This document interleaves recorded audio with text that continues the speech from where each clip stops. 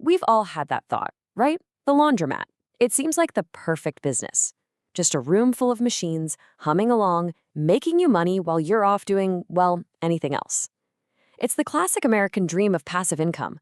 But here we are, heading into 2025, and you have to wonder, is that dream still alive? Or is it just a fantasy? Let's get into it. Okay, so right off the bat, we've got to bust the biggest myth out there. Everyone pictures this easy hands-off cash machine. But the reality? Owning a laundromat is hard work. It's a massive investment of time and money, and it needs your constant attention. This is anything but a set it and forget it kind of deal. But you can see why the dream is so tempting. I mean, look at that number, $5 billion. That's how much the roughly 30,000 laundromats in the US pull in every single year. It's an essential service people will always need, so the market is just massive. The potential for profit is absolutely there. All right, so if there's so much money floating around, what's the catch? Well, here comes our first big dose of reality, the price tag. That whole idea of a cheap and easy startup, yeah, that gets crushed the second you start looking at the real numbers. Now, you might see $50,000 and think, hey, that's not so bad. But hold on. That's the absolute rock bottom entry point. That's the money you'd need to find what people in the biz call a zombie mat, basically a totally run-down, neglected laundromat, and just begin the long, painful process of bringing it back from the dead. And then there's the other end of the spectrum. If you want to build a shiny, new, large-scale laundromat from scratch, you could easily be looking at over $3 million. And that's before you've even washed a single sock. We're talking construction, permits, and all those crazy expensive utility hookups. So where does all that money go? Well, it's not just for a few washers and dryers. You've got to buy or lease the building. Then there's the commercial-grade equipment. We're talking thousands per machine. Plus construction, utility hookups, licenses, lawyers, the list goes on, and every single item is a huge expense. And listen to this. This quote from an owner on Reddit just says it all, doesn't it? The stakes are sky high. If you walk in with that lazy, passive income dream, you're not just going to fail, you're going to go broke, SAST. So, with these insane costs, how does anybody figure out if a laundromat is even a good investment? Well, it all comes down to a pretty simple profit equation. There's one number that tells you almost everything you need to know. And that magic number is the net operating income, or NOI. It sounds complicated, but it's not. You just take all the money the business makes, and you subtract all the costs to run it. Rent, utilities, repairs. The key thing here is that it doesn't include your loan payments. It's the pure, raw profit the business itself is generating. And here's the industry secret. An investor figures out that yearly NOI, and then they just multiply it by something between 3.5 and 5. So let's say a laundromat has an NOI of $100,000.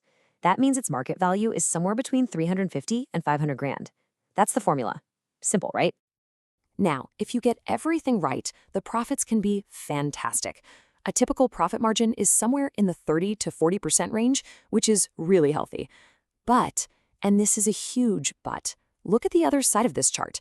That means a massive 60 to 70 cents of every single dollar you make is gone before you even see it, eaten up by expenses. And that leads us right into the daily grind. This right here is where that passive income myth just completely dies.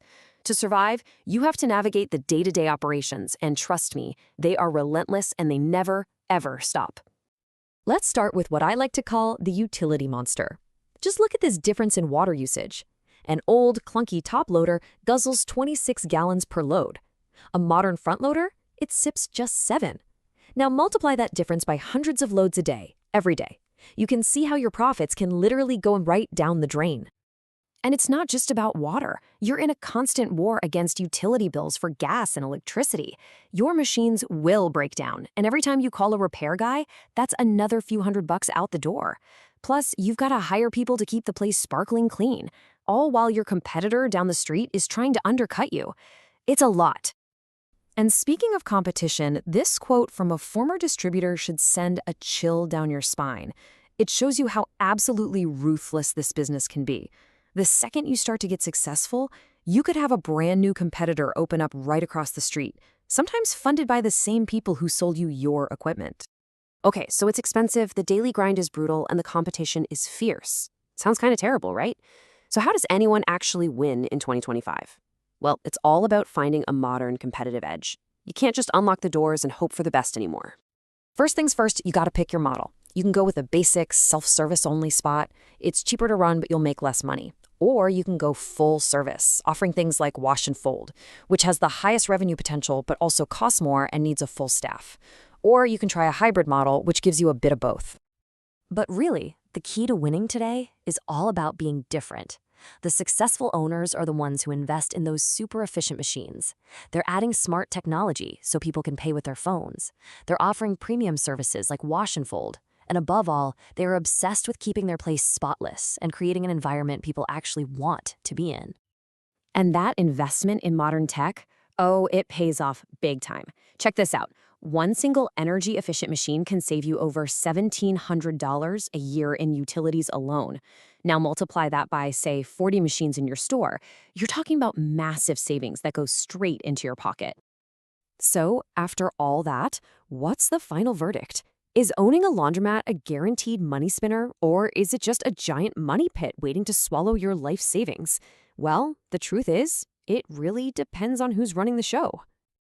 In the end, it really boils down to two kinds of owners. You've got the winners. These are the people who are there every day, managing the business actively. They invest in new tech, and they're obsessed with customer service. Then you have the losers. They're the ones who bought into the passive income fantasy. They let things break, and their only strategy is to be the cheapest, which is always a race to the bottom. So, is a laundromat a path to financial freedom, or is it just a fast track to financial ruin? The business itself isn't good or bad. It's just a machine. And whether that machine prints money or just burns through it, well, that all depends on the operator. As we've seen, the real difference is in the spin you put on it.